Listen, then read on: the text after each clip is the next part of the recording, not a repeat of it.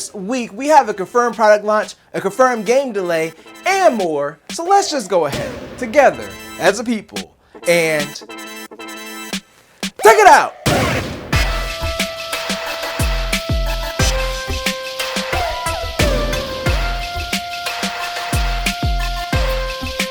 And welcome to another sensational Sunday. I'm Mike, and yes, we're gonna talk about the gaming news. And you know how I like to play games on handheld, and one handheld that I've been talking a lot about lately is the Rog Ally.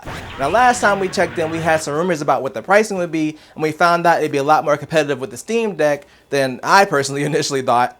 Well, pre-orders have gone live at Best Buy for the higher end model, which has the AMD Z1 Extreme, 16 gigs of DDR5 RAM, and 512 gigabytes of storage, and this will be $699 as the rumor said previously. It's also releasing on 6/13, which is the most surprising thing to me. I wasn't expecting them to open pre-orders and then actually ship the product in a month. There is a small part of the previous rumors that was wrong about the $599 version. So the only spec that's different with the $599 version is the Z1 chip. It's going to be the Z1 instead of the Extreme. It was rumored that it was only going to have 256 gigabytes of storage, but it's actually going to have 512 like the other version.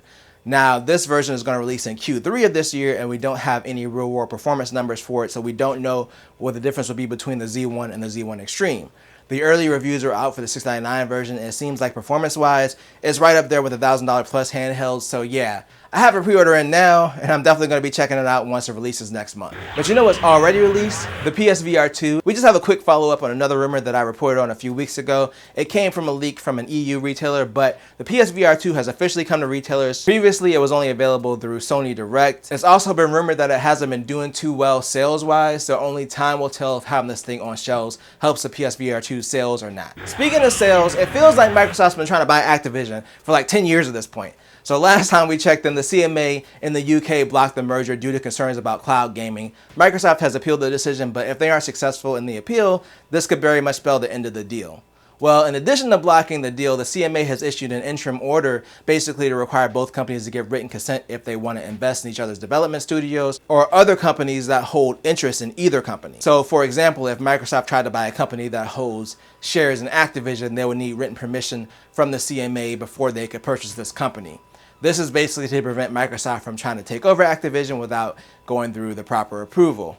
There is some good news from the CMA that could help Microsoft though. The CMA has also decided to refocus its regulation process to get rid of a lot of the red tape and streamline their processes. So this theoretically could benefit Microsoft during the appeal process but not having the process take as long. But right now, things aren't looking great for the deal with the UK portion of it. The EU is expected to approve the deal as of May 15th, but they will still need approval in the US, and of course they have to convince the CMA to change their mind. We'll see what happens, but it's currently not looking great for Microsoft's acquisition. But the Microsoft Activision deal isn't the only thing people have been waiting on. There are some people still waiting on Hogwarts Legacy for the Switch. I'm going to be real with y'all. I forgot there was even supposed to be a Switch version of it, but apparently that version exists and it's coming. Just not as soon as we were hoping. So the Switch version of Hogwarts Legacy has been officially delayed until November 14th. This version was already delayed until April along with the PS4 and the Xbox One versions of the game, but those versions have now released, leaving the Switch version the odd one out. I'm sure WB Games would love to get the Switch version out since the install base is so large and the game has already sold really well on all the other platforms it's released on.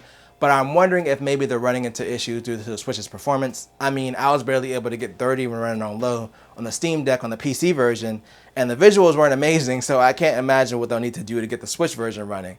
But I guess we'll see if this version actually launches in time, if it gets hit with another delay, or if it just ends up getting canceled altogether. One thing that would probably help WB Games a lot, though, is if Nintendo had a more powerful system, and that's what we're talking about today in our final story. So I think we can admit the Switch is starting to feel a little old. We had these Switch Pro rumors a few years ago that just ended up being the Switch OLED, which is great, but didn't have any performance improvements like people were hoping for. And with next year being the 7th year of the Switch being around, I think people were hoping that maybe we would hear about a new Switch or a better performing Switch this year. I said in my 2023 predictions video that I thought we may at least get an announcement of a new Nintendo system this year, but it looks like I'm probably going to be wrong. Now, this was initially reported by Bloomberg, but during an investor call, Nintendo confirmed that they don't plan on releasing any new hardware during this financial year. So basically nothing hardware-wise from Nintendo until at least April of 2024. Now, that doesn't mean that they won't announce anything this year, but if April is the earliest they'd be willing to release a new hardware product, it's not likely. Also, Nintendo saying that they won't release anything this year doesn't mean that they'll release anything next year either. They did confirm that the Switch sales have been declining. They sold 18 million this last financial year, down from 23 million, and they're projecting to sell 15 million this financial year. So the numbers are still good, but obviously they know it's getting close to the time where they would need to release a new system because they've started to saturate the market and interest isn't as strong as it once was. So if you're hoping for a new Switch this year, it doesn't look like it's going to happen. But what's going to happen is me getting out of here and bringing this video to a close. But let me know if you think it's time for another Switch, or do you think Nintendo can hold off for a few more years? And if you enjoyed this video, then make sure to tell a friend, tell a coworker, like, share, and subscribe, and hit that bell notification to be notified when I drop a video or a live stream. And always do at least 2 things at the same time. Peace.